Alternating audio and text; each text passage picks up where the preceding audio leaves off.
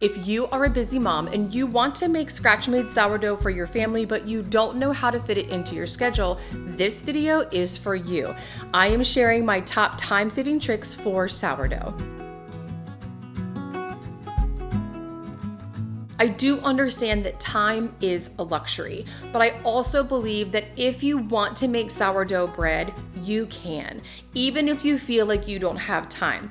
It's just a process of figuring out the right rhythm, the right recipes, the right tricks to make it work for you. Tip number 1, freeze everything. Freeze your starter, freeze your dough, and freeze your bread. And let's talk about these one at a time. Freezing sourdough starter is a great way to preserve your starter, so if anything happens to it, say it gets moldy or you drop the jar and it gets glass in it, you have a backup.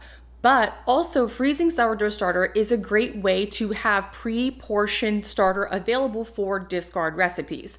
Of course, you can keep sourdough discard in your fridge, but in time, that discard starts to get a little nasty. It gets hooch, it starts to dry out, and it's not really appetizing for discard recipes. And also, the longer it sits in the fridge, the more sour it becomes. So if you're not really into really sour flavor with your discard recipes, the fridge might not be the best option. But freezing sourdough discard is a great way to keep some set aside. All you have to do is pull it out and let it thaw and use it as you would for any discard recipe.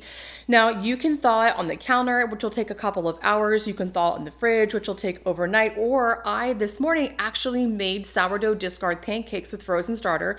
I popped it in the microwave for 20 seconds and I had starter ready to go. I have a full video tutorial on YouTube and a full tutorial on my blog for how to freeze sourdough starter, but in short, all you do is feed it, let it double and get bubbly and active, pre-portion it, freeze it, and you are on your way to having discard whenever you want it. Freezing sourdough discard is a great way to work discard recipes into a busy schedule, but what if you want to make bread? There are 2 hacks I like for baking sourdough bread when I'm feeling really busy. 1, I like to freeze the dough, or 2, I freeze the bread itself. Again, I have a full tutorial for freezing dough and freezing bread on my blog. I will link those in the description box below. But when it comes to freezing dough, what is nice about this is that you can have a freshly baked loaf of bread by simply pulling frozen dough out of the freezer, letting it do a second rise, and then baking it as you normally would. So one trick for this then, to save a lot of time, is the next time you're making bread, double, triple, even quadruple the batch of dough, freeze the extras, and then you have all that dough in the freezer that you can bake later whenever you want homemade bread. It's just as easy to make 4 batches of dough as it is to make 1 batch of dough if you're making it at the same time. So this is a really great way to batch prep your bread. Now, the one downfall to freezing dough is that once you are ready to bake, you will need to, 1, let it thaw, and then also you will need to let it do a second rise. So there is sort of a time constraint when it comes to actually baking the bread, but if that's not an issue for you, if making the dough is really what's slowing you down, but you can let the dough, say, thaw and rise while you're at work, then that's a great option, because when you come home, it's ready to go and you can pop it right in the oven and have fresh bread by dinner time. But another workaround for this is to also freeze bread. So in the same way that I mentioned making extras when it comes to dough, if you have the opportunity and the time, you can make a lot of extra bread and then freeze that baked bread. You can either freeze it in a whole loaf or you can pre-slice it and freeze the slices. I really like to freeze pre-sliced bread because you don't even have to thaw it to turn it into toast. You can just put it right into a skillet with some butter, turn on the heat, and you have homemade fresh toast right away. So this is a really great option. And what's nice about this is you also don't have to worry about thawing, rising, and baking. The bread is ready to go for you. Number 2.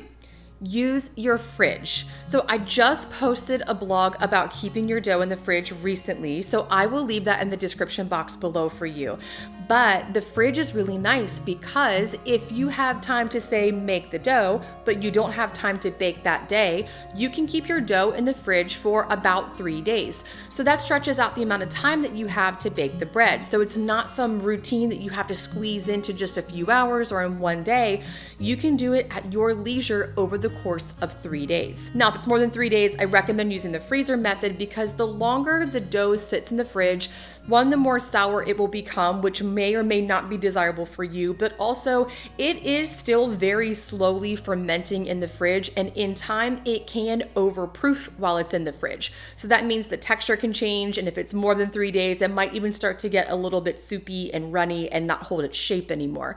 So 3 days is the max that I would recommend keeping your dough in the fridge, but this is a really great option for busy bakers because it gives you 3 full days to figure out when to bake your bread. The other thing that I like about cold proofing for a few days in the fridge is, say you do want to bulk prep a bunch of baked bread and then keep it in the freezer, but you don't have time on just any given Wednesday to get it done. You can make extras, bake them as you can over the course of a couple days, slice them and freeze them. So you can combine the fridge and the freezer method to make it work for you. Bake at your leisure over the course of 3 days, and by the time you're done, you might have, say, 2, 3, 4, maybe even 5 loaves of bread that you can slice up and stick in the freezer and use later. I have a family of 3, so if I have 2 extra loaves of bread in the freezer, that's 2, maybe even 3 weeks worth of bread for us that I don't even have to worry about. So if I use the fridge and or the freezer method, I can get away with baking once a month. Number 3, make enriched sourdough breads. I know everyone loves a rustic, crusty bowl of sourdough, but enriched breads are easier to make. The difference between a regular no-knead sourdough bread and an enriched sourdough like sandwich bread is that rustic no-knead bread doesn't have any added ingredients, so it just has flour, water, salt, and starter. And enriched bread, on the other hand, has flour, water, salt, and starter, but it also has butter and eggs, sometimes sugar, and other ingredients.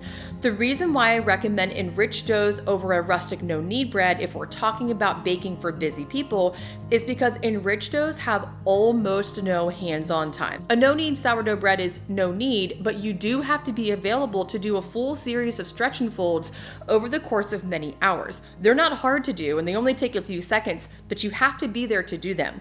An enriched bread, on the other hand, needs about 10 to 15 minutes in a stand mixer. You let it bulk ferment to 8 to 12 hours, then you shape it, do a second rise, and you're done.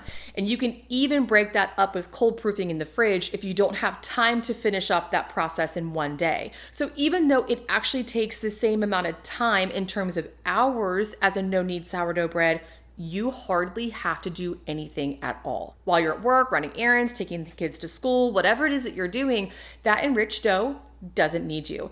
All the kneading was already done in the stand mixer, and so it just has to bulk ferment for a while on its own. So this is a really great hands-off way to make sourdough bread. Number 4, make bread that doesn't require a ton of dividing and shaping. So sourdough burger buns, for example, they are really easy to make, and dividing the dough and shaping it is not difficult to do, but it is an extra step. So rather than having to shape the bread one time, if I'm making, say, 12 buns, now I have to shape 12 things, which I don't always have time for that. So the easiest way to do this, in my opinion, if you're feeling really busy, is to make something like an enriched sourdough sandwich bread, put it in a loaf pan, and be done with it. I have found that, like anything, when it comes to sourdough, making the right decision is what is the most helpful. Do I want to have a big batch of sourdough burger buns sometimes? Yes, I absolutely do, but it's not often the right decision for the moment because I don't really have the time. So the best decision, if I really want to have scratch-made sourdough for myself and for my family, is to find the simplest route to get there. And most often, that is making an enriched bread like sourdough sandwich bread that I can just shape and throw in a loaf pan and be on my way. Number 5, I'm pretty sure we're on number 5.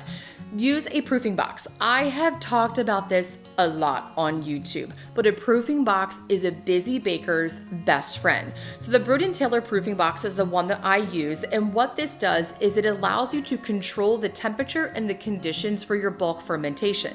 The warmer the temperatures, the faster your dough will ferment. The cooler the temperatures, the slower your dough will ferment.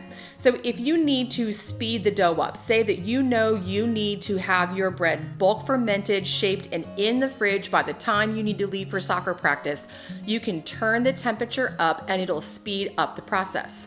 Or let's say you know you really need to slow the fermentation down because you're not going to be able to get to it until either after work or even after the kids go to bed. You can drop the temperature and that will slow the bulk fermentation down. This is ideal for busy moms and busy bakers because it gives you control over time.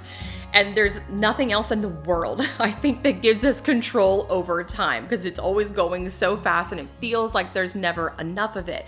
But you can really begin to hone the process and the time that it takes for your dough to bulk ferment. It can take a little bit of finagling to get it right, but once you know the right temperature, you will be on your way to bulk fermenting your dough when it works for you. For sure, the Brewed & Taylor proofing box has been my #1 most used sourdough tool.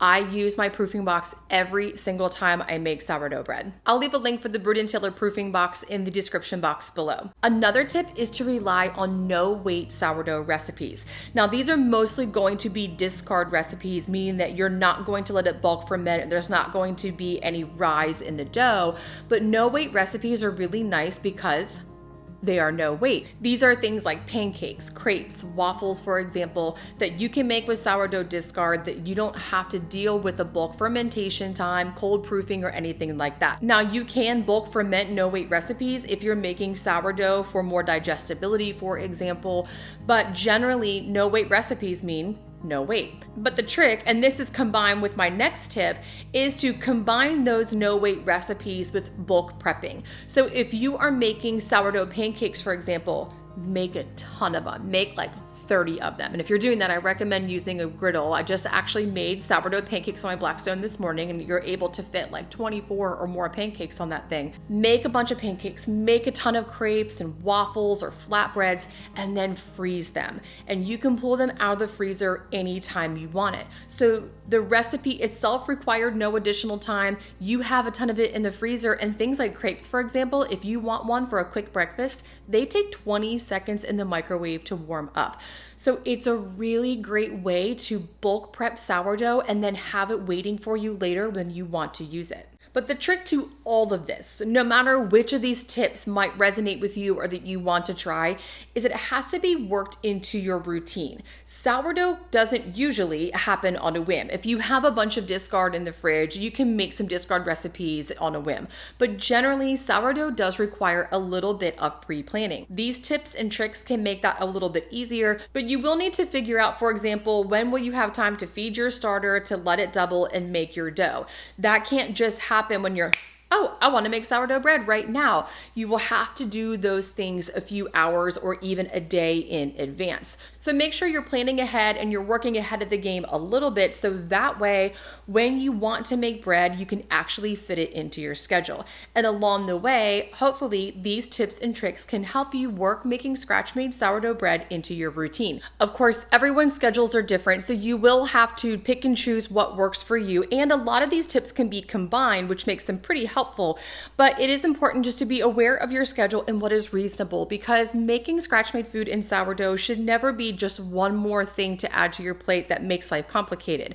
If anything, it should be one thing you add to your plate that enriches your life. Many of these tips and tricks are available in detail on my blog and in other YouTube videos. So in the description box, I left a lot of links for you to use as a resource guide, but also don't forget to sign up for the Moon and Magnolia email list so that way you can get all of my recipes, posts, and sourdough tips directly to your inbox. There's a link for that in the description box below. I hope these tips and tricks have been helpful and have given you some ways to feel encouraged and excited about making sourdough bread, especially if it's something that you've wanted to do and you feel like you can't start because you don't have time, or if you are making sourdough bread but are feeling discouraged about your schedule.